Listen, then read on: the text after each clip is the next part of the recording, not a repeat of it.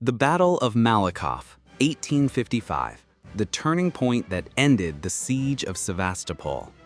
Introduction: the context of the Crimean War and Sevastopol. The Crimean War, 1853 to 1856, was one of the major conflicts of the 19th century, pitting the Russian Empire against a coalition of the United Kingdom, the French Empire, the Ottoman Empire, and the Kingdom of Sardinia. One of the war's primary focal points was the port city of Sevastopol, the headquarters of Russia's Black Sea Fleet.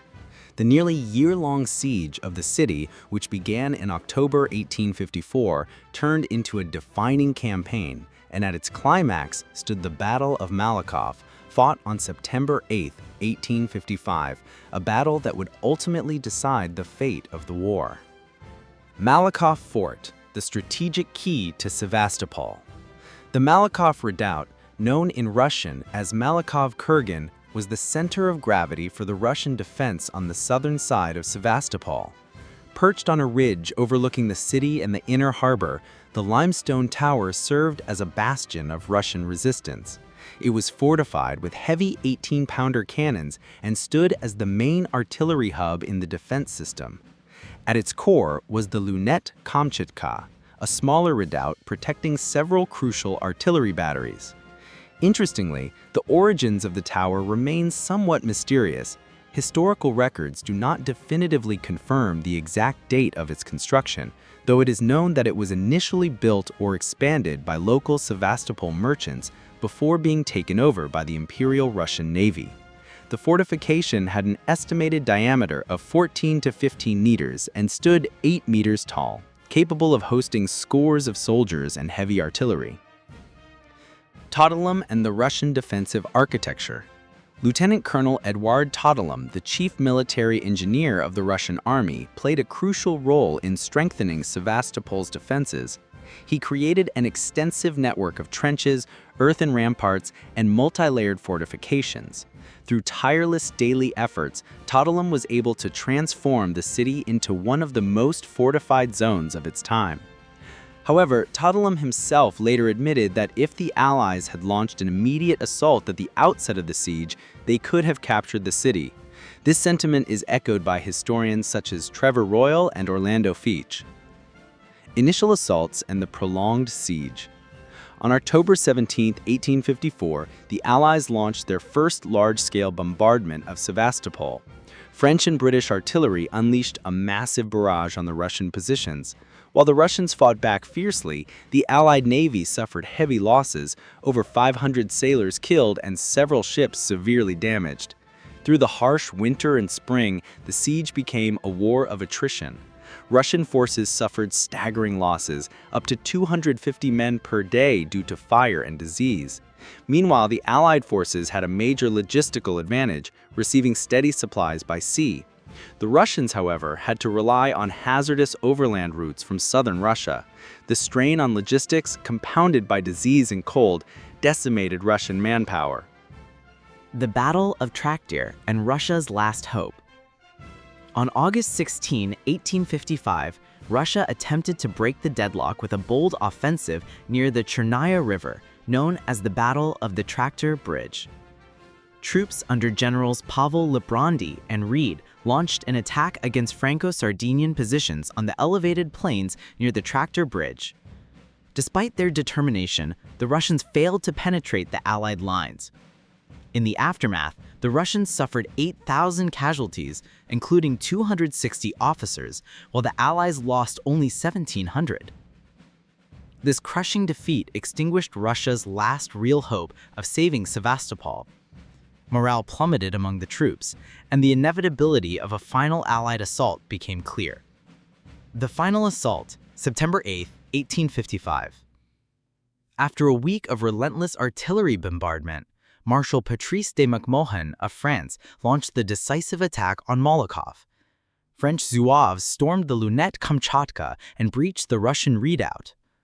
In one of the war's most symbolic moments, French Zouave soldier Eugene Lebeaut planted the French tricolor atop the fortress.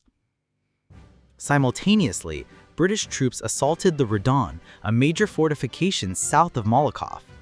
Although they initially made gains, a fierce Russian counterattack pushed them back within 2 hours. Elsewhere, French attacks on the left flank were also repulsed.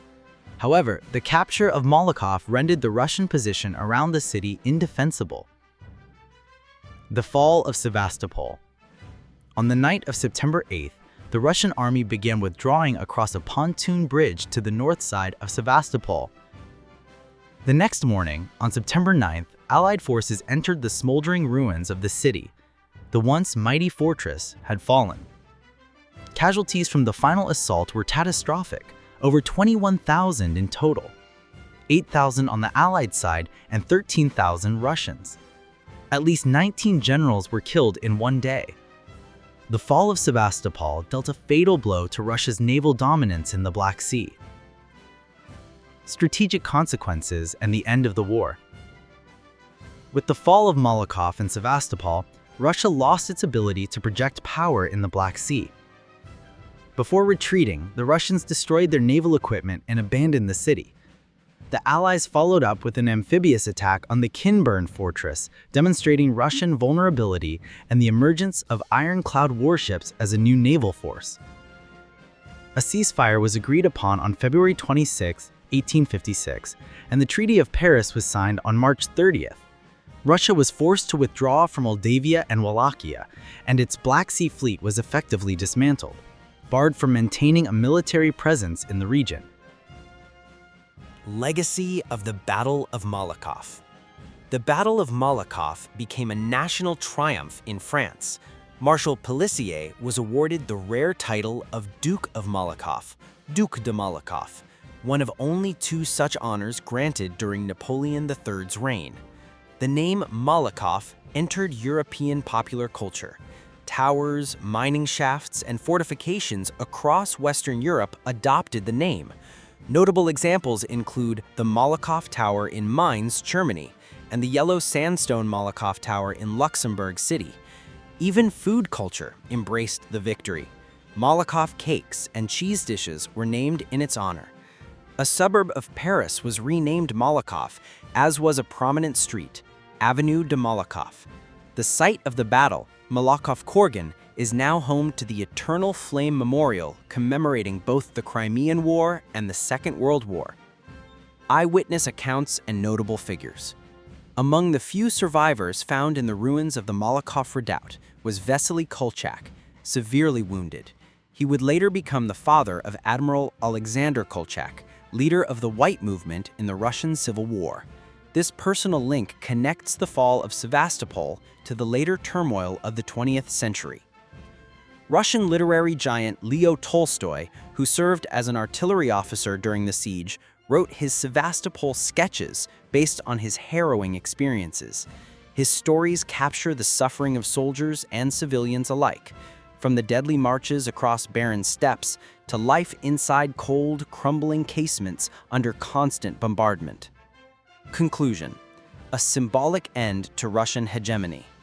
The Battle of Malakoff was not merely a tactical victory, it symbolized the collapse of Russia's strategic ambitions in the Black Sea. While the conquest of Sevastopol alone was not enough to determine the war, it carried massive political and psychological weight. Russia's attempt to dominate the Black Sea and secure passage through the Bosporus into the Mediterranean was shattered. The battle exposed the shortcomings of Russian logistics, industrial capacity, and military command. By contrast, the Allies had leveraged naval power, engineering innovation, and international cooperation to force a decisive outcome.